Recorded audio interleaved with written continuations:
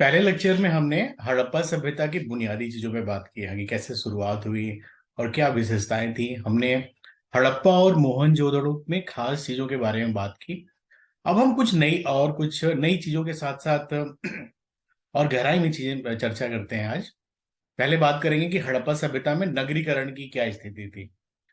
उसके बाद कालीबंगा का जो इलाका है वहां पे जूते खेतों के प्रमाण पाए गए। मतलब दुनिया भर में पहली बार हल का प्रयोग कालीबंगा में किया गया। उसके बारे में बात करेंगे। इसके अलावा धौलावीरा का जो इलाका है हड़प्पा सभ्यता का, वहां के लोग सिविल इंजीनियर थे। वो हाइड्रोलिक इंजीनियरिंग करते थे। कैसे करते थे? कैसे जल का संचय करते थे और जल से संबंधित विभिन्न जो चुनौतियां थी उनको इंजीनियरिंग के जरिए पूरा करते थे। इस पे बात करेंगे। इसके अलावा हमने बात बात किया था कि कपास हमारे डीएनए में है, कॉटन हमारे डीएनए में है। और लोथल का जो इलाका है वो सिंधु सभ्यता का मैनचेस्टर कहलाता है। और लोथल में ही दुनिया का पहला डॉकयार्ड मिला था। तो चलिए ये सब चीजें बात करते हैं। नगर निर्माण योजना कैसी थी सिंधु घाटी सभ्यता में, हड़प्पा सभ्यता में? तो ये जो सिंधु घाटी सभ्यता में जो नगर नियोजन था, ये हमने दाहिनी तरफ के चित्र में दिखाया है। इसको जरा ध्यान से देखिएगा। सड़कें समकोण पे काटती थी। अब ये जो सड़कें हैं ये क्या है, एक दूसरे को समकोण पे काट रही हैं। इसके अलावा जो नगर योजना है एक ग्रिड सिस्टम पर आधारित था, और मतलब एक जाल पद्धति पर। तो आप ये देखिए ग्रिड सिस्टम के जरिए है, ये जो पूरा है ग्रिड सिस्टम है। और आप यहाँ पे चित्र में दो चीजें देख रहे हैं। ये पहला पार्ट जो कि थोड़ा सा आयताकार है और ऊपर उठा हुआ है बाईं तरफ, और एक दाहिनी तरफ का आकार जो कि ग्रिड सिस्टम है। इसके बारे में अभी डिटेल आगे बताएंगे आपको। इसके अलावा इस नगर निर्माण में जल निकासी जो प्रणाली थी वो बड़ी विकसित अवस्था में थी, और पूरे शहर में नालियों का जाल बिछा हुआ था। तो ये क्या है,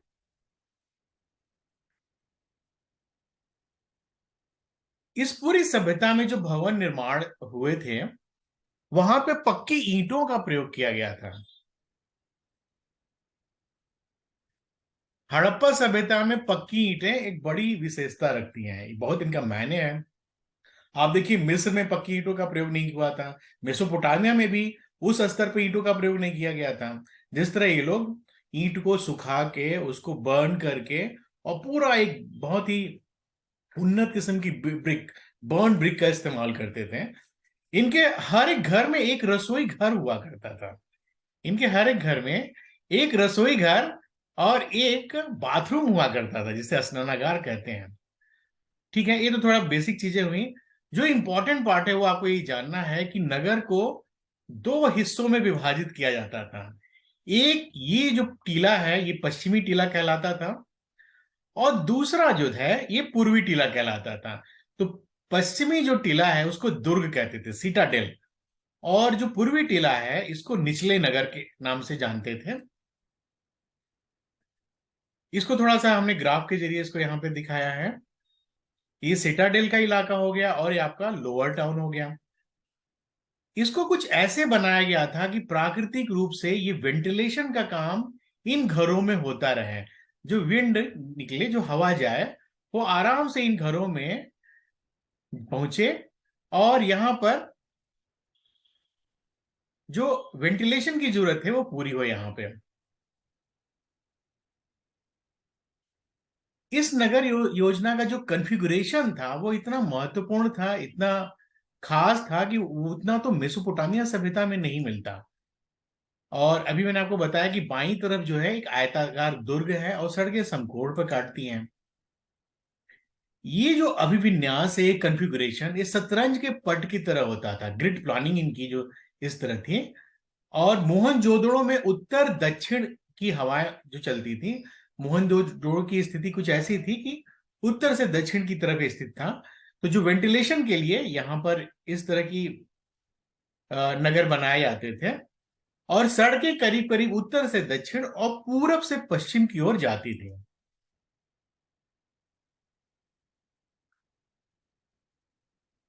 जो प्रमुख नगर की बात आर्कियोलॉजिस्ट करते हैं हड़प्पा सभ्यता में, जहां पर काफी विकसित तरीके से काम किया गया था, वो कौन कौन से हैं? हड़प्पा, मोहनजोदड़ो, चान्होदड़ो, लोथल और कालीबंगा, ये 5 महत्वपूर्ण शहर हैं। तो नगरीकरण पे क्वेश्चन आपकी परीक्षा में बहुत आ रहे हैं, तो ये इन 5 शहरों का रेफरेंस आप जरूर देंगे, और साथ में ये जरूर लिखेंगे जो मैं आपको बताने जा रहा हूं, कि दुनिया में फादर ऑफ अर्बन प्लानिंग कहा जाता था, हिप्पोडेमस को कहा जाता था। ये ग्रीस के नागरिक थे।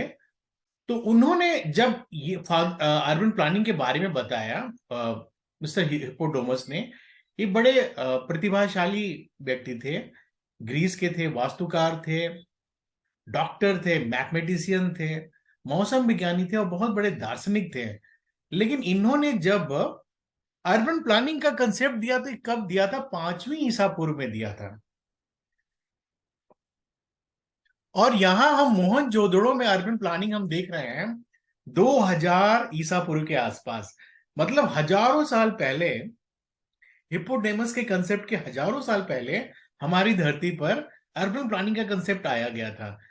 तो यही अर्बन प्लानिंग पे जो क्वेश्चन आ रहे हैं, आप हिप्पोडेमस का उदाहरण देंगे, जो उन 5 शहरों का नाम दिया वो लिखेंगे। नगरों के जो महत्वपूर्ण अंग थे वो दुर्ग थे। अभी दुर्ग का कंसेप्ट क्या है, इसको समझिए। दुर्ग आज भी हमारे हमारी पूरी दुनिया में बनते हैं। कैसे बनते हैं? उनका नेचर चेंज हो गया है। तो थोड़ा सा हड़प्पा सभ्यता का दुर्ग देख लिए। ये जो दुर्ग है, ये ऊपर सिटाडेल की तरह है और नीचे लोअर टाउन है।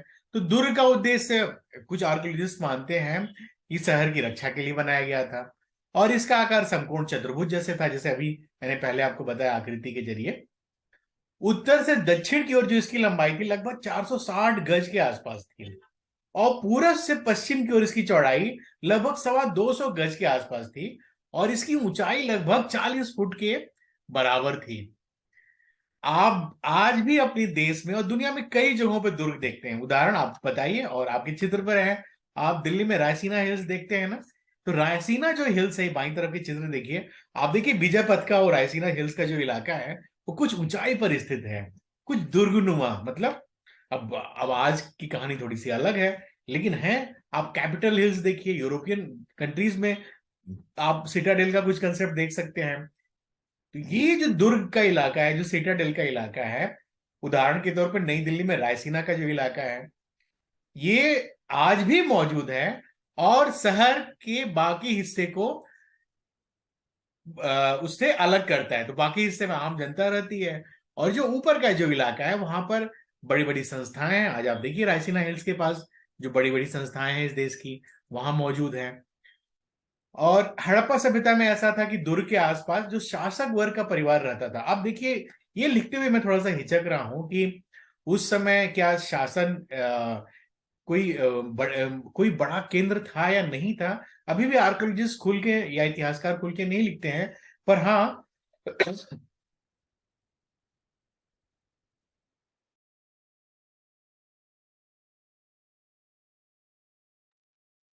जिस हिसाब से वहां पर चीजें सेंट्रलाइज थी और सिस्टमेटिक तरीके से होती थी, उसके लिए इतिहासकार मानते हैं कि निश्चित रूप से कोई शासक वर्ग रहा होगा, और ये वो उन्हीं दुर्ग के आसपास ये लोग रहते थे। और वहां से बाहर, उससे नीचे, निम्न स्तर का शहर था, जहां ईंटों के मकानों में सामान्य लोग रहा करते थे। एक दुर्ग को मैंने दूसरे एंगल से दिखाया है। ये देखिए मोहनजोदड़ो का दुर्ग का इलाका, ये सीटाडेल हो गया, ये लोअर टाउन हो गया। सीटाडेल के आसपास शासक वर्ग, या आप कह सकते हैं जो मर्चेंट थे, क्योंकि उस समय ट्रेड और कॉमर्स बहुत विकसित था, तो मर्चेंट्स को ज्यादा प्राथमिकता दी जाती थी। और लोअर टाउन में दूसरी चीजें, मतलब आम जनता रहती थी। दुर्ग के नीचे, यानी कि सिटाडेल के नीचे, पक्की ईंटों की नाली का निर्माण किया गया था। क्यों किया गया था? ताकि वो बाढ़ के पानी को बाहर निकाल सकें। ये ऐसा इलाका था जहां बार बार बाढ़ आया करते थे। ये देखिए सिटाडेल का इलाका है। और यहां पर आप 3 चीजें और आप इनका जिक्र कर सकते हैं, जो कि काफी महत्वपूर्ण है। इसी सिटाडेल में ग्रेट बाथ, यानी कि स्नानागार, ग्रेनरी जो उसमें सबसे इंपॉर्टेंट थी, मतलब वहां का जो पब्लिक डिस्ट्रीब्यूशन सिस्टम था, या खाद्य सुरक्षा की जो व्यवस्था थी, इन्हीं दुर्गों में हुआ करती थी, इसी दुर्ग के आसपास। इनके अलावा कॉलेज ऑफ प्रीस्ट यहाँ पे बन रखे जाते थे। मतलब जो पुजारियों का जो वर्ग है, जो उनका समूह है, उनको रखा जाता था। इसके अलावा ये पिलर हाल और इन सब को फोर्टिफाई किया जाता था। इसको पूरा इनकी किले बंदी हुआ करती थी। तो ये सब जो है वास्तुकला का नमूना आप देख सकते हैं। फिर लोअर टाउन का इलाका है और लोअर टाउन को भी कुछ हिस्से में बांटा गया है। थोड़ा सा इसकी चर्चा अभी और मैं आगे करता हूं आपसे। अब देखिए ये जो प्लान एरिया है यही इसी की बात कर रहा हूं। पहले मैंने बताया दुर्ग की बात किया। अपर टाउन, तो अपर टाउन को 3 हिस्सों में हम बांट सकते हैं। देखिए ये जो पार्ट है मैंने ना तमिलनाडु बोर्ड के जो जो किताब है उससे लिया है। जो तमिलनाडु बोर्ड की किताब है उसमें बहुत अच्छा दिया हुआ है हड़प्पन सिविलाइजेशन के बारे में। और अगर आप एनसीईआरटी और तमिलनाडु बोर्ड की किताब ठीक से पढ़ते हैं तो हड़प्पा सभ्यता का काफी कुछ हिस्सा यूपीएससी का आपको कवर हो जाता है। और ये दोनों किताबें हर जगह उपलब्ध हैं, ऑनलाइन भी उपलब्ध हैं और मार्केट में भी उपलब्ध हैं। तो चलिए अपर टाउन की बात करते हैं। तो अपर टाउन में क्या है, ये एक सिटाडेल का इलाका है। इसको पहला पार्ट कर दिया गया। दूसरा क्या है, इसमें जो इलाका है इसमें प्रशासक वर्ग अपने इसको इस्तेमाल करता था।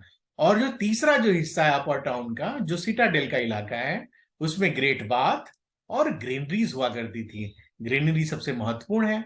अगर फूड सिक्योरिटी नहीं होगी, खाद्य की सुरक्षा नहीं होगी, तो कैसे कोई काम कर पाएगा। मतलब उदाहरण के तौर पे अगर मैं एक शिक्षक हूं और शिक्षा की सेवा देना चाहता हूं हड़प्पा सभ्यता में, तो तभी दे पाऊंगा जब मेरी भोजन संबंधी जरूरतें पूरा हो, खाद्य सुरक्षा की जरूरतें पूरा हो। तो वो हमारे सिविलाइजेशन का एक इनिशियल स्टेज था। और उस समय भी उन लोगों ने, हड़प्पा सभ्यता के लोगों ने, सिंधु घाटी के लोगों ने इतनी महत्वपूर्ण तरीके से व्यवस्था की थी। तो ये तो अपर टाउन का हिस्सा हो गया। अब लोअर टाउन में आप देखिए जो ये पार्ट है इस सिटी का, ये पूर्वी इलाके में हुआ करता था। ये लोअर मतलब निचली स्थिति में था, लेकिन ये लंबा था, ये लार्जर था। इसका क्षेत्रफल ज्यादा था क्योंकि आम जनता, उनकी आबादी ज्यादा थी। तो आबादी भी, तो उसके लिए शहर बड़ा बनाना पड़ेगा। इसके अलावा इस लोअर टाउन में आम लोग रहा करते थे। कुछ विशेषज्ञ भी रहा करते थे। अब देखिए इसका भी बड़ा सुंदर सा कंसेप्ट है। कंसेप्ट ये है कि जैसे मान लीजिए हम शहरों में या ऐसी जगह पे रहना चाहते हैं कि जहां से, जैसे अगर आपके माता पिता कहीं मकान लेना चाहें तो आप कहेंगे कि देखिए देखते हैं क्या वहां से मार्केट नजदीक है कि नहीं। अगर घर में बुजुर्ग हैं तो माता पिता कहेंगे कि देखो हॉस्पिटल नजदीक है कि नहीं। मतलब हम ऐसी जगह रहेंगे जहां से हॉस्पिटल की भी जरूरतें पूरा हों, जहां से मार्केट मतलब रोज जो खाद्यान्न की जरूरतें हैं वो पूरा हो, सब्जियां आसानी से मिले और एक शांतिपूर्ण इलाका हो। तो इन सब की व्यवस्था जो है लोअर टाउन में हुआ करती थी, ताकि लोगों को जब जरूरतें हो तो वो उन विशेषज्ञों के जरिए अपनी जरूरतें पूरा कर सकें। आइए आगे चलते हैं।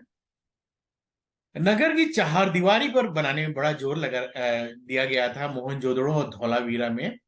और वहां की चहारदीवारी की सिर्फ नींव बनाने में 10,000 मजदूर लगे थे। और वो लगभग 400 दिन तक काम किए थे। चहारदीवारी बनाने में इन्होंने कितना समय दिया था। लेकिन इस चहारदीवारी का उद्देश्य दुश्मन से रक्षा करना शायद नहीं था। क्या था कि बाढ़ का इलाका था और कई इतिहासकार मानते हैं कि बाढ़ आने की वजह से मोहनजोदड़ो की सभ्यता नष्ट हो गई।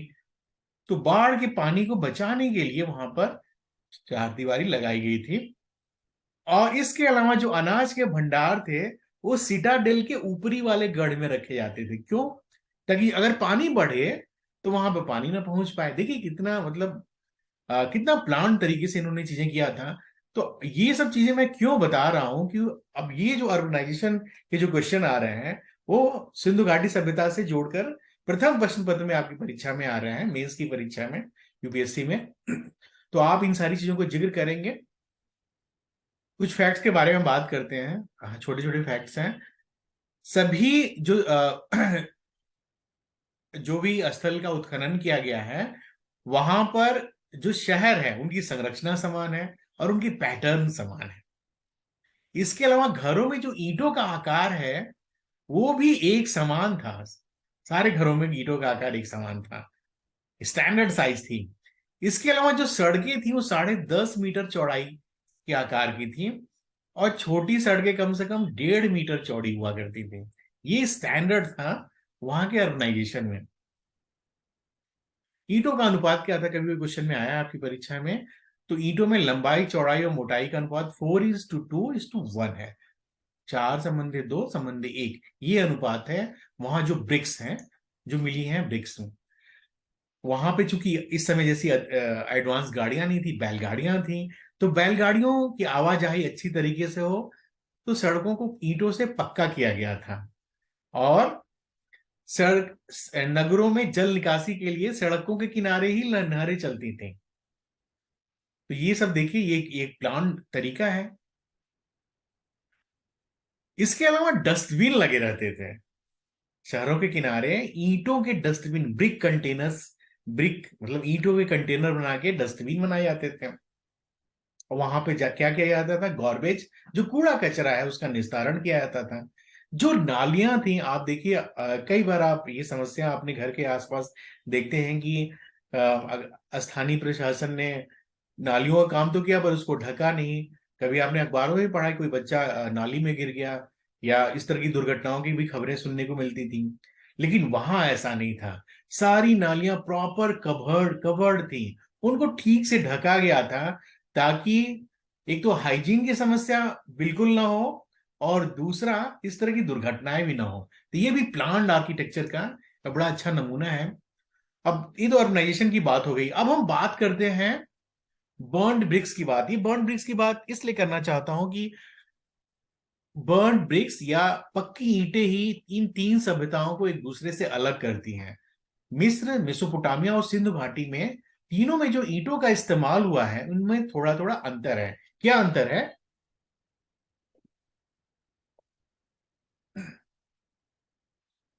पूरी हड़प्पा सभ्यता में पक्की ईंट का इस्तेमाल किया गया है। लेकिन इस समय जो इजिप्ट की सभ्यता थी, जो इनकी समकालीन सभ्यता थी, जहां से ये लोग व्यापार भी करते थे, इनका इंटरेक्शन हुआ करता था, वहां पर धूप में सुखाई गई ईंटों का प्रयोग हुआ है। मिस्र में देखिए, ये कितना अंतर है इन दोनों में। और फिर मेसोपोटामिया में क्या हुआ है? मेसोपोटामिया में पक्की ईंटों का तो इस्तेमाल मिलता है, लेकिन इतने बड़े पैमाने पर नहीं मिलता जितना सिंधु घाटी की सभ्यता में। और ये न केवल स्केल की बात है, बल्कि इस चीज की भी बात है कि ये जो ईंटें हैं उतनी पक्की नहीं है मेसोपोटामिया की, उतनी प्लान तरीके से बनाई नहीं गई है जितनी सिंधु घाटी की सभ्यता में, हड़प्पा सभ्यता की ईंटें मिलती हैं। तो ये ईंटों के आधार पर इनमें अंतर हो गया। अब वहां का जो स्नानागार है, स्विमिंग पूल, उसके बारे में थोड़ा सा देखते हैं। यहाँ पर जो सिटाडेल है, वहां पे कुछ महत्वपूर्ण भवन थे, और यहाँ पे विशाल स्नानागार मौजूद होते थे। और ये पूरा जलाशय दुर्ग के टीले में है। तो ये जो स्ट्रक्चर है, ये एक स्थापत्य कला का एक बड़ा ही सुंदर उदाहरण माना जाता है। और यहां पर दुनिया के सबसे प्राचीनतम स्नानाघाट पाए जाते हैं, लगभग 2.5 मीटर गहरे, और जिनकी लंबाई लगभग 12 मीटर और चौड़ाई 7 मीटर से भी ज्यादा होती थी।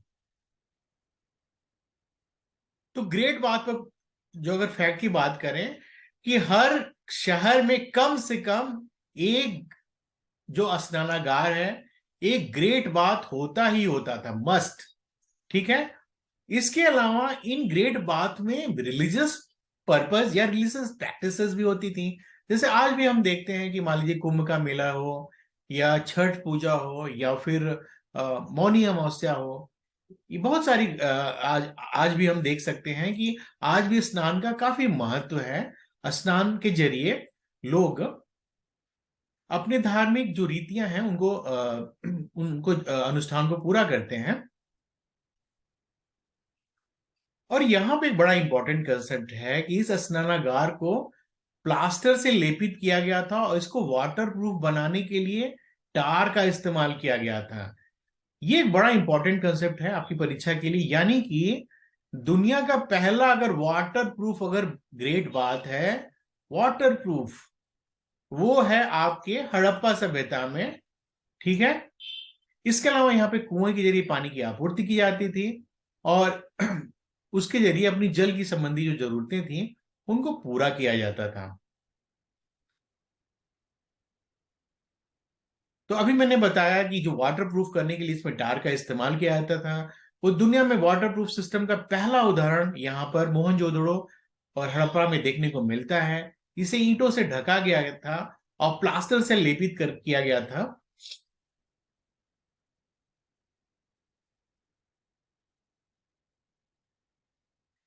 अब वाटर ड्रेनेज सिस्टम के बारे में बात करते हैं। आप देखिए ये शहर का ये इलाका है और बीच में वाटर ड्रेनेज सिस्टम है।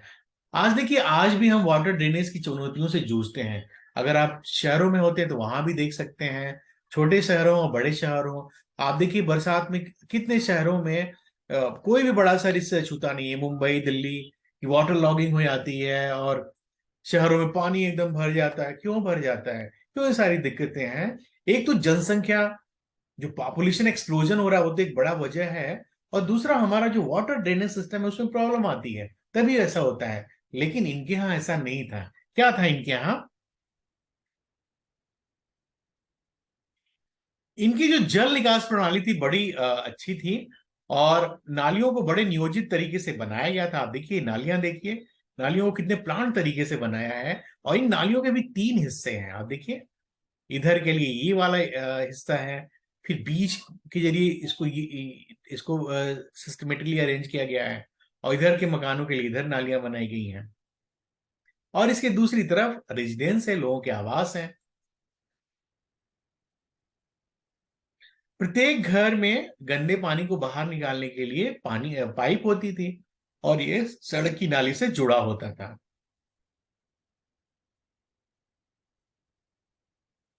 इसके अलावा अब हम बात करते हैं कि हर नगर के छोटे या बड़े मकान में स्नानागार होते थे। कालीबंगा में तो घरों में लोगों के अपने अपने कुएं थे। और स्नानागार के फर्श में अच्छे प्रकार की पक्की ईंटों का प्रयोग किया जाता था। जो संपन्न लोगों के घर थे उसमें अटैच्ड बाथरूम हुआ करते थे। इसके अलावा आप देखेंगे कि मोहनजोदड़ो में जो भवनों के अवशेष मिले हैं उनके गेट मुख्य सड़क की तरफ नहीं खुलते हैं, गलियों की तरफ खुलते हैं। आप देखिए कितना सोच के और प्लान के करके बनाया गया था कि अगर आपके घर के दरवाजे मुख्य सड़क की तरफ खुलेंगे तो आपको असुविधा होगी, आपको भी होगी और बाकी लोगों को भी होगी। तो वो जो दरवाजे थे गलियों की तरफ खुलते थे। इनका जो ड्रेनेज सिस्टम था मैंने बताया कि बड़ा सोफिस्टिकेटेड था। और इसको इतने अच्छी तरीके से बनाया गया था कि मान लीजिए कभी ये ब्लॉक भी हो जाता है तो उसको एक्सेस करके उसको ठीक किया जा सके, ब्लॉकेज को दूर किया जा सके। कुछ फैक्ट देखते हैं ड्रेनेज सिस्टम पे। इनके पास एडवांस ड्रेनेज के साथ साथ सैनिटेशन सिस्टम भी था। दुनिया में ये पहला ऐसा सिविलाइजेशन था जहां पर पानी की व्यवस्था और वेस्ट वाटर को निकालने की व्यवस्था की गई थी। और यहां पर आपको ये चीज जरूर लिखना है अगर अर्बनाइजेशन के क्वेश्चन आते हैं।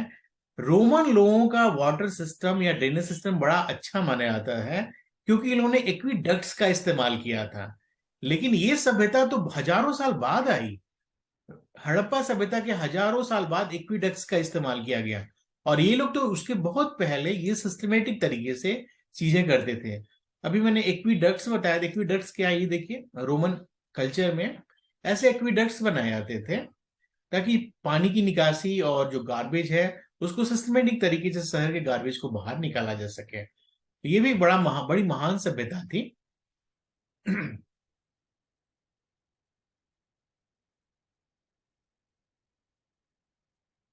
जो वेस्ट वाटर की नालियां थी वो जमीन के अंदर बनाई गई थी और उनको टेराकोटा के ढक्कन से ढका गया था। क्योंकि इसलिए ढका गया था कि अगर आप नाली ढकेंगे नहीं तो हाइजीन की समस्या होगी। इसके अलावा अगर कोई बच्चा जा रहा है तो उसमें गिर सकता है, सुरक्षा की दृष्टि से। अगर और भी दूसरे जो वजह हैं तो ये जो ढक्कन लगाने से ये समस्या दूर हो गई और इस ढक्कन को सफाई के समय खोला जा सकता था।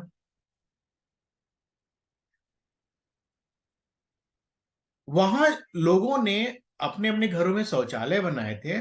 और ये आज के जो कंबाइंड लैट्रिन और बाथरूम्स जो सिस्टम है ना, जो ट्रेडिशन हम सभी अच्छे घरों में देखते हैं, अच्छे अपार्टमेंट में देखते हैं और सभी लोग आजकल ऐसा करते हैं। जो कंबाइंड लैट्रिन और बाथरूम सिस्टम थे ये उस समय लोग किया करते थे।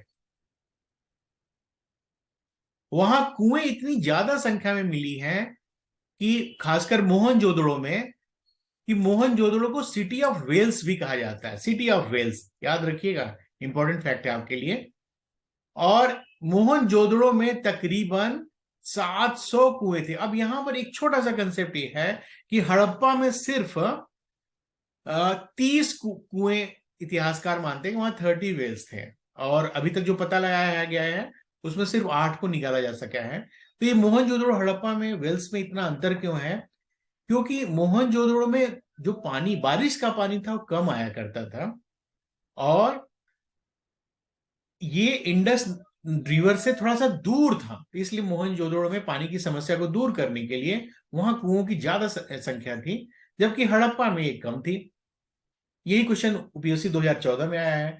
सिंधु घाटी सभ्यता की शहरी योजना और संस्कृति ने किस हद तक वर्तमान शहरीकरण को दिशा प्रदान किया है, चर्चा करें। To what extent has the urban planning and culture of the Indus valley civilisation provided inputs to present day urbanisation, discuss. तो ये मैंने जो चीजें बताई हैं हमने, उन सबको आप पॉइंटर्स में लिखेंगे, उनको कोरिलेट करेंगे आज के अर्बनाइजेशन की जो चैलेंजेस हैं, और फिर सिस्टमेटिक तरीके से एक कंक्लूजन लिखेंगे, और तब जाके आपके पास इस क्वेश्चन का उत्तर पूरा होगा। अब आइए कुछ साइट्स की बातें करते हैं। साइट्स पे बड़े क्वेश्चन आते हैं आपकी परीक्षा में, प्रमुख स्थलों में के बारे में। कालीबंगा के बारे में बात करते हैं, काफी इंपॉर्टेंट है। जो कालीबंगा है ये राजस्थान के हनुमानगढ़ जिले में स्थित है, और उस समय माना जाता है कि ये प्राचीन सरस्वती नदी के तट पर स्थित है, रहा होगा, था, मतलब ये था ही। और इसकी खोज 1953 में अमलानंद घोष नामक इतिहासकार ने की थी। कालीबंगा का जो सिस्टम है, जो अर्बनाइजेशन है, जो कल्चर है, वो 4000 ईसा पूर्व से भी ज्यादा प्राचीन माना जाता है। तो कालीबंगा में जो सबसे इंपॉर्टेंट मैं आपको बताना चाहता हूं वो ये है, आपकी स्क्रीन पर। कालीबंगा में दुनिया का सबसे पहला जोता हुआ खेत मिलता है, पहला फैक्ट। दूसरा फैक्ट क्या है? सर्वाधिक क्षेत्रफल की कृषि भूमि, एग्रीकल्चर लैंड यहां पे थी। तीसरा क्या? यानी कि इससे निष्कर्ष निकाले कि इनको हल की जानकारी थी। और उससे भी ज्यादा महत्वपूर्ण ये है आपका कालीबंगा का इलाका और आज राजस्थान का इलाका। तो आप देखिए उस समय जो जुताई का जो पैटर्न है, प्लॉ किया गया है, वो पैटर्न आज भी 5000 साल भी वो चीजें हमारे देश में राजस्थान के कुछ इलाकों में मौजूद हैं। यानी कि ये इतना पावरफुल था इनका जुताई का कंसेप्ट, जिसे हम आज भी कभी कभी कुछ जगहों पे फॉलो करते हैं। ये यही चित्र है, राजस्थान का इलाका नीचे वाला है, और ऊपर जो है कालीबंगा का इलाका है, लगभग 5000 साल पहले का इलाका। इसको याद रखिएगा। क्यों सर्वाधिक क्षेत्रफल की कृषि भूमि थी? इनको हल की जानकारी थी। अगर हल की जानकारी थी तो हल की मदद से आप क्या करेंगे? आपके लिए खेती आसान हो जाएगी। अगर हल नहीं होगा तो फिर क्या करेंगे? बाढ़ का पानी आएगा, और फिर जब चला जाएगा तो आप जमीन पर, उस समय मैं उस सभ्यता की बात कर रहा हूं, तो जमीन पर जब बीज बोएंगे, और फिर जब उस उर्वरता से फसलों का विकास होगा। लेकिन कालीबंगा में तो हल की खेती थी, हल आ गया था, तो हल की मदद से उन्होंने बड़े इलाके में कृषि किया इन्होंने। अब ये जो है मैं आपको बताना चाह रहा हूं कि इसी समय जो चौकोलिथिक एज था, चौकोलिथिक का मतलब कॉपर एज, चौको का मतलब कॉपर होता है। चौकोलिथिक एज में जितनी भी सभ्यताएं थी उनको न फावड़े का पता था, न जुताई का पता था, न प्लॉ के बारे में पता था।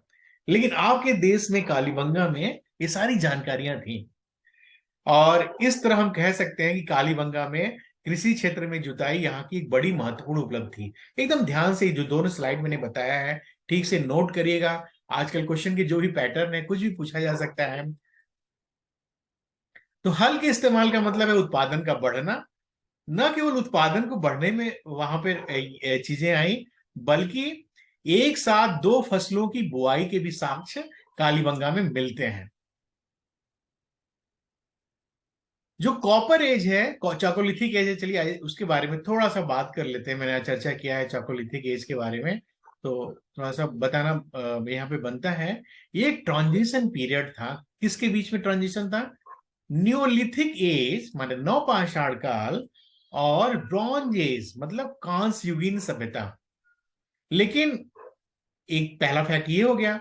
दूसरा, चाकोलिथिक एज को क्या ब्रॉन्ज एज कहते हैं? नहीं कहते हैं, इसको कॉपर एज कहते हैं। ये भी एक फैक्ट है। क्या चाकोलिथिक एज कांस्यूरियन सभ्यता थी? नहीं, चाकोलिथिक एज ताम्रयुगीन सभ्यता थी।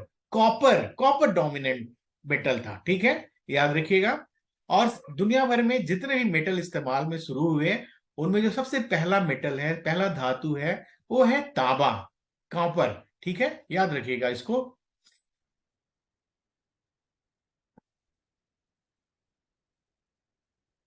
कालीबंगा के बारे में कुछ और चीजें हैं आपके लिए।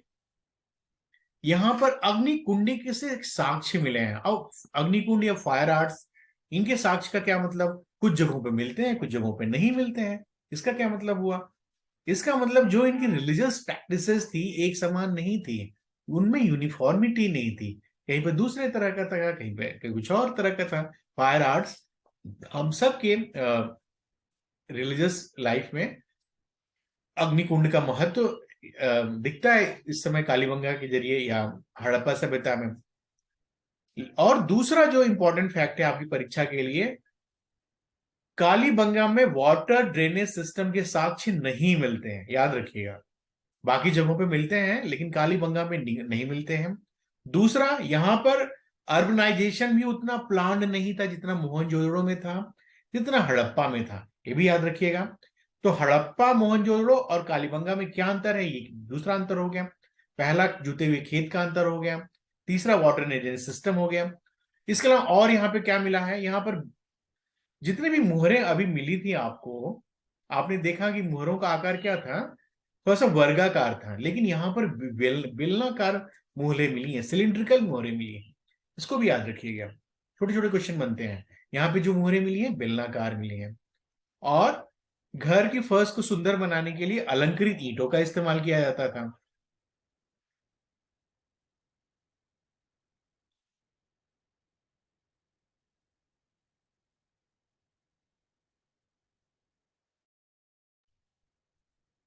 आइए, जो वहां पे 100 दाह होता था उसके बारे में देखते हैं।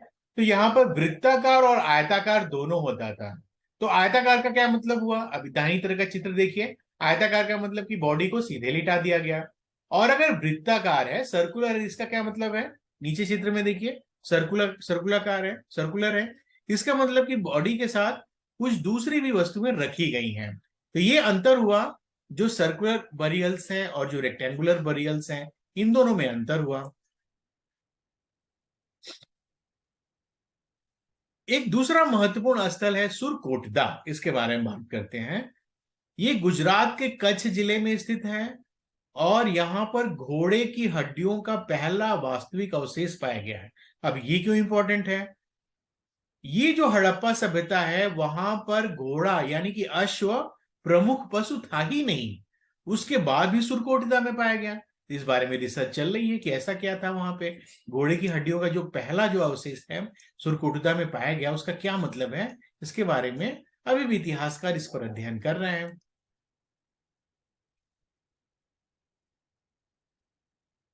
अश्व हड़प्पा सभ्यता में प्रमुख पशु नहीं है।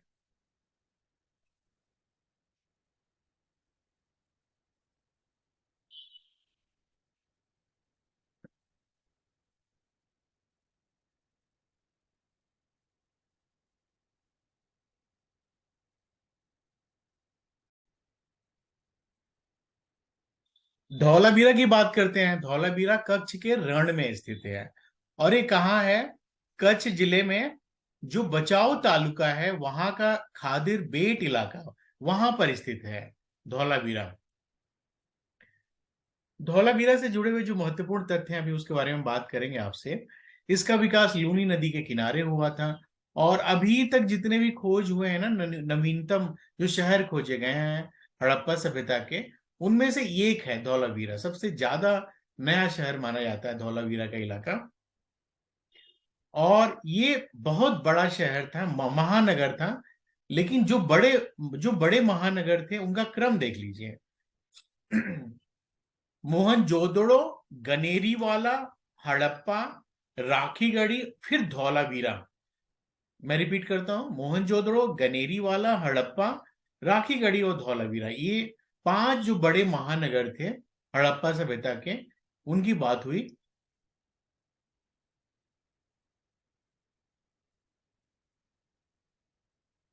धौलावीरा शहर को भारत के 40वें विश्व धरोहर स्थल के रूप में घोषित किया गया है। और ये विश्व धरोहर स्थल के रूप में जो इसकी घोषणा हुई है, भारत में सिंधु घाटी सभ्यता की पहली साइट है। ठीक है, तो ये भारत का 40वां विश्व धरोहर स्थल है और सिंधु घाटी सभ्यता का पहली साइट है। दोनों फैक्ट में अंतर देख लीजिएगा। भारत में अभी तक कुल मिला के 40 विश्व धरोहर स्थल हैं यूनेस्को के, और 40 या उससे ज्यादा किन देशों के हैं भारत के अलावा? इटली, स्पेन, जर्मनी, चाइना और फ्रांस। ठीक है, अब धौलावीरा के बारे में जो आपको बताना चाहता हूं, यहाँ की जो हाइड्रोलिक इंजीनियरिंग थी, यहाँ ये लोग सिविल इंजीनियर थे। दुनिया के पहले और सबसे महान सिविल इंजीनियर थे धौलावीरा के लोग। इसको समझना है आपको। ये भी आप नगरीकरण में और अर्बनाइजेशन में इन चीजों को जोड़ सकते हैं। धौलावीरा में 16 जलाशय मिले हैं। तो जलाशय पे जो भी क्वेश्चन आएगा, हाइड्रोलिक इंजीनियरिंग में बताया, सीधे आपको आंख मूंद के धौलावीरा टिक करना है। मतलब वाटर वाटर रिजर्वायर। और यहाँ की जो वाटर हार्वेस्टिंग थी वो यूनिक थी। जो पानी को बचाने की, वर्षा के पानी को बचाने की तकनीक थी, वो बड़ी यूनिक थी, बहुत नई थी। यानी कि ये बड़े कुशल सिविल इंजीनियर थे धौलावीरा के लोग। रेन वाटर हार्वेस्टिंग क्या होती है कि पानी, बारिश का जो पानी है उसको किसी खास तरीके से आप इकट्ठा कर लीजिए, तो रेन वाटर हार्वेस्टिंग कहलाते हैं। पूरी दुनिया में पेयजल ना का संकट बन रहा है, और उसकी वजह है कि धरती में जो जल स्तर है वो लगातार नीचे जा रहा है। तो ऐसे समय ये कहा भी जाता है कि रेन वाटर हार्वेस्टिंग जैसी तकनीकें अपनाइए। धौलावीरा की घटना बताती है कि जो हड़प्पन्स थे इनको हाइड्रोलिक इंजीनियरिंग की नॉलेज थी। धौलावीरा से पता चलता है। अब इनकी हाइड्रोलिक इंजीनियरिंग इतनी इतनी एडवांस थी कि इनको फ्लूइड मैकेनिक्स की पूरी जानकारी थी। जो भौतिक विज्ञान की जो शाखा जो द्रव से संबंधित चीजों को हैंडल करती है ना, उसको फ्लूइड मैकेनिक्स कहते हैं। मतलब पानी का फ्लो कैसे हो, पाइप में कैसे हो, पंप में कैसे हो, ओपन चैनल से कैसे चीजों को पहुंचाए, जैसे रिवर, लेक या ओशन के जरिए। तो ये सारे लोग सिविल इंजीनियर ही कर सकते हैं। यहाँ पे चेक डैम्स बनाए गए थे। चेक डैम्स जो कि पानी के बहाव को रोकते हैं, कब? फ्लड के समय। तो चेक डैम्स का इस्तेमाल किया गया था। ये देखिए चेक डैम है, और ये इस्तेमाल किया गया था धौलावीरा में, इस्तेमाल किया गया था। यानी कि जलाशय और रेन वाटर हार्वेस्टिंग पे बहुत जोर दिया गया था। क्यों दिया गया था कि ये जो इलाका है ना धौलावीरा का, वो खादिर बेट द्वीप पर स्थित है और यहाँ पे पानी की कमी होती है। तो पानी की जहां पे कमी हो उसको पूरा करने के लिए वहां लोगों ने जलाशय और रेन वाटर हार्वेस्टिंग का इस्तेमाल किया। अब इसमें एक बढ़िया सा क्वेश्चन नोट करिए अपनी कॉपी में फटाफट और लिख के मुझे दिखाइए। आज समूचे विश्व में जल संकट एक प्रमुख समस्या के रूप में उभर रही है। हड़प्पा सभ्यता का संदर्भ देते हुए संकट से बचने के उपायों पर चर्चा कीजिए। Water crisis is emerging as a major problem in the whole world. Discuss the measures to avoid the crisis with reference to the Harappan civilisation. तो ये अगर 150 वर्ड्स में लिखते हैं तो धौलावीरा का उदाहरण हम जरूर देंगे। धौलावीरा में एक कुआं भी मिला हुआ है और वहां दीपक जलाने के सबूत मिलते हैं। यहाँ कुएं में माना जाता है कि सरस्वती नदी का पानी आता था, जो शायद सिंधु घाटी के लोग उस कुएं के जरिए सरस्वती की पूजा करते थे। अब धौलावीरा का एक और इंपॉर्टेंट फैक्ट है। दुनिया का सबसे पुराना जो साइन बोर्ड है और पहला साइन बोर्ड, वो धौलावीरा में। बहुत इंपॉर्टेंट कंसेप्ट है, ध्यान से देखिएगा। ये है मिस्टीरियस साइन बोर्ड धौलावीरा का। अब ये साइन बोर्ड क्या है? अब ये तो चूंकि 5,000 साल पुराना है तो ऐसे हो गया। इन्हीं आकृतियों को यहाँ नीचे बनाया गया है। आप देखिए ये जो ये आकृति है ना चक्र टाइप की, और एकदम ये चक्र भी नहीं है, थोड़ा सा मुड़ा हुआ है। ये चक्र कितना है?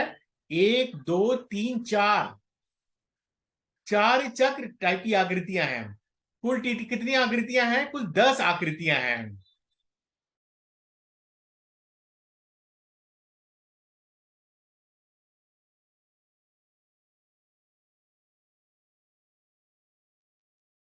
तो धौलावीरा में जो खोजा गया है, इसमें कुल 10 प्रतीक हैं।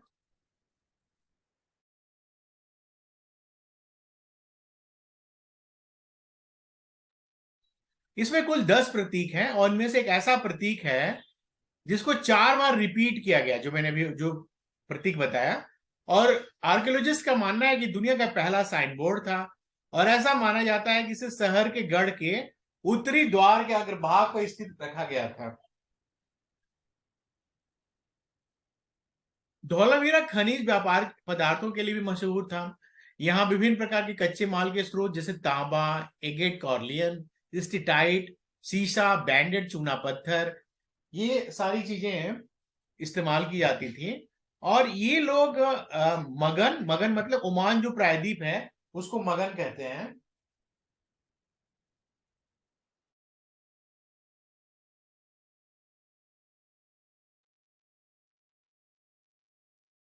और मेसोपोटामिया क्षेत्रों में आंतरिक और व्यापारिक व्यापार को भी सुगम बनाया गया, और इन कच्चे पदार्थों का, इन खनिज पदार्थों का व्यापार किया गया।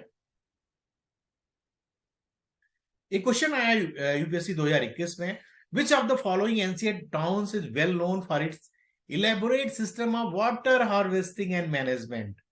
वाटर हार्वेस्टिंग आते ही, and series of dams and channelising water. तो ये जो हाइड्रोलिक इंजीनियरिंग का क्वेश्चन आते ही कुछ नहीं, सीधे धौलावीरा, सीधे धौलावीरा। ठीक है, बहुत इंपॉर्टेंट है अब आने वाली परीक्षाओं के लिए धौलावीरा। एक छोटा सा क्वेश्चन और है जो यूपीएससी 2013 में आया है, निम्नलिखित में से कौन सिंधु सभ्यता की विशेषताएं हैं। उनके पास बड़े बड़े महल और मंदिर थे, वे देवी और देवताओं दोनों की पूजा करते थे, उन्होंने युद्ध में घोड़ों द्वारा खींचे जाने वाले रथों का उपयोग किया। तो इस कूट का इस्तेमाल करके सही विकल्प चुनना है, तो बताइए। इसका उत्तर जानने के पहले पहले तो मैं आपको बता दूं कि वहां बड़े बड़े महल और मंदिर नहीं थे। इगैलिटेरियन सोसाइटी की बात की गई थी, सब लोग समान होंगे, कोई बड़ा छोटा नहीं होगा। हायरार्की अगर थी तो बहुत ही मामूली स्तर पे थी, यानी कि पहला जो है ऑप्शन गलत है। दूसरा जो है, वे देवी देवताओं की पूजा करते थे। जी हाँ, आपने देखा कि पशुपति की जो वहां पे सील मिली है और बहुत सारे जो उपकरण मिले हैं जिसके जरिए आप कह सकते हैं कि दूसरा सही है। तीसरा, उन्होंने युद्ध में घोड़ों द्वारा खींचे जाने वाले रथों का उपयोग किया, ये गलत है। घोड़ा वहां पे प्रमुख पशु था ही नहीं। तीसरा भी गलत है, यानी कि सिर्फ दो सही है।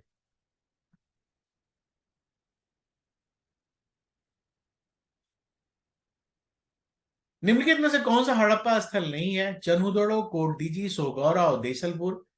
ये जो सोगौरा है ना, ये यूपी के गोरखपुर में है। ये तांबे की प्लेट के शिलालेख के लिए जाना जाता है, मौर्य काल का है, ये हड़प्पा सभ्यता का नहीं है। तो इसका उत्तर हो गया सी। एक क्वेश्चन 2014 में आया है, सिंधु घाटी सभ्यता की नगरीय योजना और संस्कृति ने किस हद तक वर्तमान शहरीकरण में योगदान दिया है। तो इसको भी लिखिएगा, इसमें धौलावीरा के भी कुछ उदाहरण दीजिएगा। जितने भी महत्वपूर्ण उदाहरण हैं सबको पॉइंटर्स में दीजिएगा। आइए हम लोथल की बात करते हैं। दुनिया का पहला कपास का मैनचेस्टर, मैनचेस्टर जो है अपने वस्त्र उद्योग के लिए माना जाता है। लेकिन यहां तो हमने अपने ही देश में लोथल में हजारों साल पहले मैनचेस्टर स्थापित किया था। वाह। अब इसकी क्या कहानी है। लोथल जो है, अब यहां पे एक छोटा सा फैक्ट है।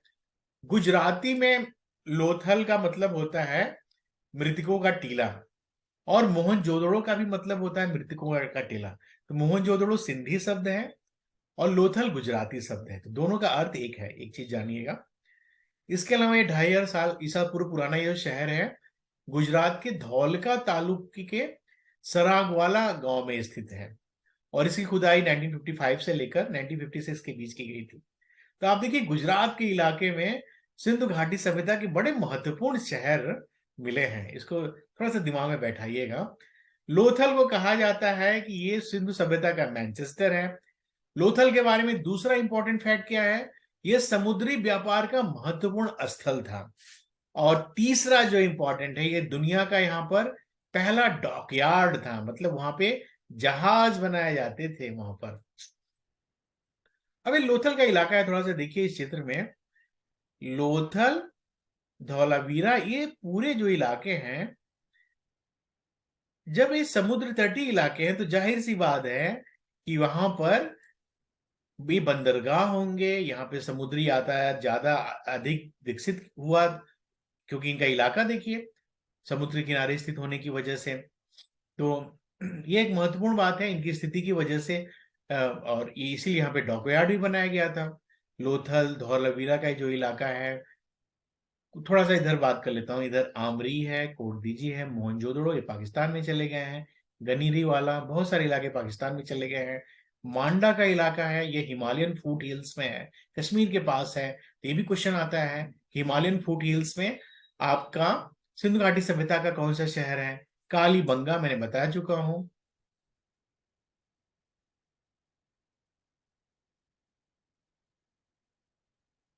लोथल समुद्री व्यापार का महत्वपूर्ण स्थल था। यहाँ जहाज बनाने का स्थान, धान की भूसी, अग्नि वेदिकाएं, आधुनिक शतरंज, घोड़े और जहाज की टेराकोटा आकृति पाई गई है। इसके अलावा कोण मापने वाले उपकरण प्राप्त हुए हैं। इसका मतलब क्या हो गया? इसका मतलब लोथल के जो लोग थे वो मैथमेटिशियन थे, उनको मैथमेटिक्स में काफी इंटरेस्ट था, और वो कोण मापने की जानकारी थी उनको। हजारों साल पहले भारत में ये चीजें हुई, और ये लोथल में हुई। इसके अलावा लोथल दुनिया का पहला डॉकयार्ड माना गया था। डॉकयार्ड या शिपयार्ड का मतलब जहां पर जलयानों का निर्माण और मरम्मत, ये दोनों काम होता है आपके डॉकयार्ड में।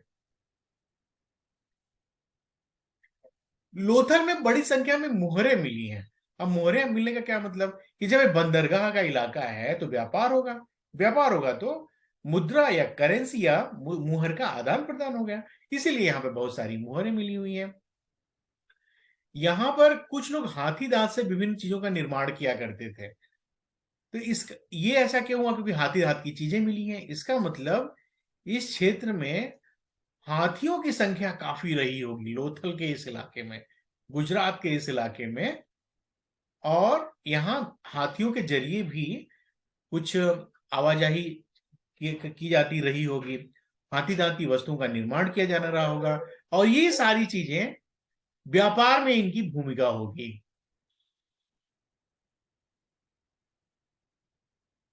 यानी कि यहाँ पर व्यापारियों का एक संपन्न वर्ग रहा होगा, ऐसा माना जाता है। एक और इससे इंपॉर्टेंट फैक्ट है कि हाथी दांत के पैमाने पर जो सबसे छोटा विभाजन है वो कितना है? 1.704 मिलीमीटर। एक तो इस विभाजन की जो लंबाई है, कॉपी में नोट कर लीजिएगा, जो सबसे छोटा विभाजन है। और ये कांस्य युग में, ब्रॉन्ज एज में सबसे छोटा, स्मॉलेस्ट रिकॉर्डेड डिवीजन है। तो इसका मतलब क्या हो गया? इसका मतलब यहां पर मापन प्रणाली क्या थी? बहुत सटीक थी। अगर हजारों साल पहले कोई 1.5 मिलीमीटर की बात करता है तो क्या है? बहुत बड़ी बात है, बहुत बड़ी उपलब्धि है गणितीय दृष्टि से। और ये आपको ये भी बताया गया है कि ये जो मापन प्रणालियां हैं वो ट्रेड इनेबलर्स हैं, ये ट्रेड को बढ़ाती हैं। लोथल का जो इलाका है वो मैनचेस्टर के रूप में जाना जाता है, क्योंकि यहाँ पर कपास उपजाने के लिए बड़ी अच्छी और अनुरूप स्थिति थी। तो लोगों, यहाँ चूंकि कपास का उत्पादन होता था, आप देखते होंगे कि मान लीजिए कहीं पे किसी चीज का, कहीं पेट्रोलियम का उत्पादन होता है, मिडिल ईस्ट में देखिए, मिडिल ईस्ट के कंट्रीज कितने अमीर माने जाते हैं। तो वो हालांकि वहां पे कुछ नहीं है, तो वहां पे आबादी है, संपन्न लोग हैं। उसी तरह ये जो इलाका है, भले कुछ ना हो लेकिन कपास का उत्पादन बहुत अच्छा होता था और ट्रेड होता था। तो कपास का ट्रेड या वस्त्र उद्योग का वस्त्रों का ट्रेड करके इन्होंने धन अर्जन किया, और उससे अपना विकास किया, खुद को संपन्नता बढ़ाए।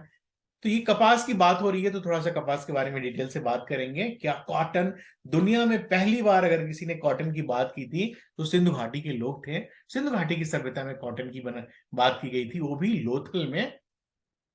यानी कि इनका जो वस्त्र उद्योग था वो एक बड़ा महत्वपूर्ण व्यवसाय था, वस्त्र उद्योग। तो हड़प्पा सभ्यता में वस्त्र उद्योग और कपास की खेती क्या थी उसके बारे में बात करते हैं। सिंधु घाटी की सभ्यता दुनिया में सबसे पहले कपास की खेती करने वाली सभ्यता थी। ठीक है। उसके अलावा कपास के उपयोग का जो सबसे पहला प्रमाण है वो है मेहरगढ़, बलूचिस्तान का जो इलाका इस समय है वहां पर है। पहला, सबसे पहला प्रमाण, ये याद रखिएगा। इसके अलावा यहाँ के जो किसान थे सबसे पहले कपास काटने और बुनने वाले थे, और सिर्फ निर्माण ही नहीं बल्कि उसकी निर्यात किया जाता था। मतलब एक वस्त्र उद्योग की एक पूरी परंपरा ही वहां पर विकसित हो चुकी थी। मोहनजोदड़ो में चांदी के बर्तन में कपड़े के अवशेष पाए गए हैं और ये लाल रंग के कपड़े हैं।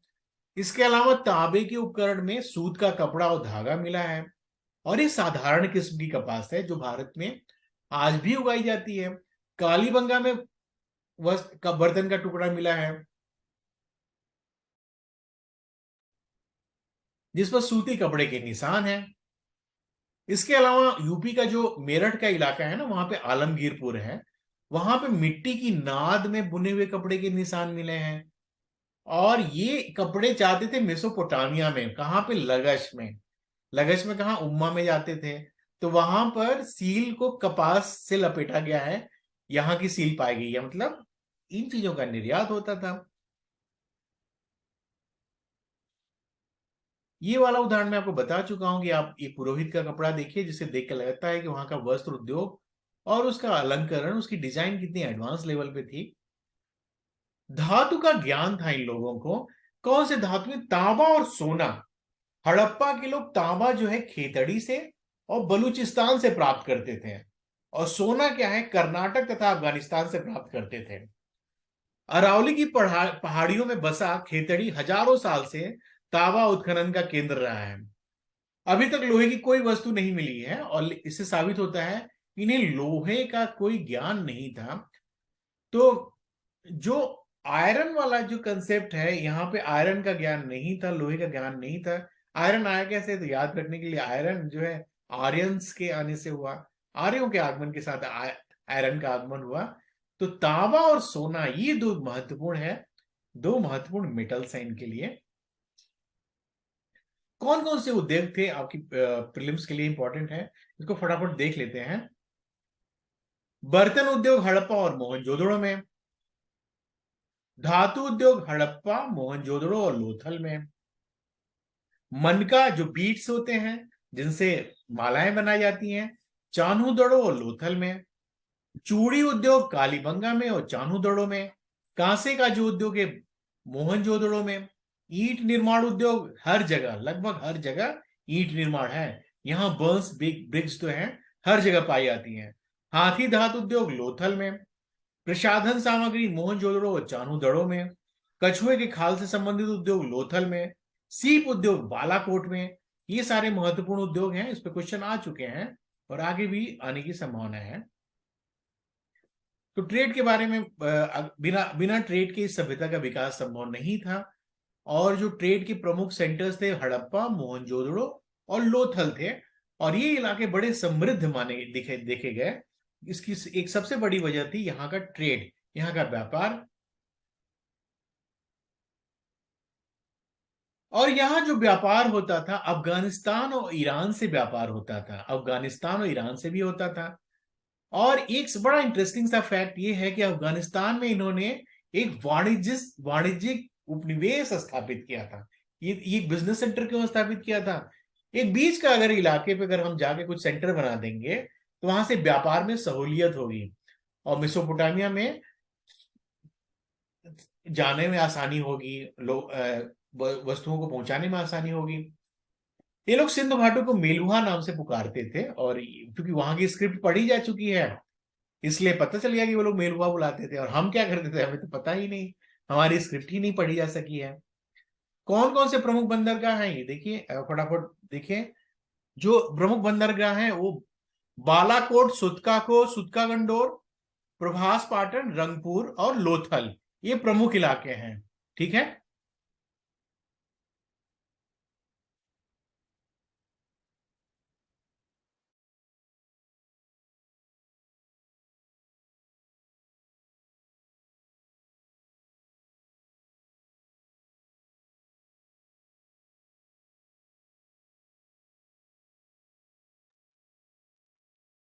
इस सभ्यता के प्रमुख बंदरगाह लोथल और सुतका को थे।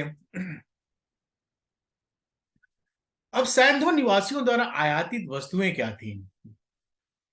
सोना क्या अफगानिस्तान, ईरान और भारत से हुआ करता था। टिन ईरान और अफगानिस्तान से हुआ करता था। चांदी ईरान और मेसोपोटामिया से हुआ करती थी। लाजवर्द मणि है वो बदख्शां से हुआ करता था। तांबा खेजड़ी और बलूचिस्तान से। कीमती पत्थर बलूचिस्तान और राजस्थान से। फिरोजा ईरान से। सेलकड़ी ईरान से। तो किन किन देशों से व्यापार होता था? Afghanistan, Iran, Mesopotamia, Syria, Oman और बहरीन, इन इलाकों में व्यापार हुआ करता था। अब यहाँ पे लैपिस लेजुली जो लाजवर्द है, नीले रंग का एक पत्थर है, ज्योतिष विज्ञान में इसका बड़ा महत्व है।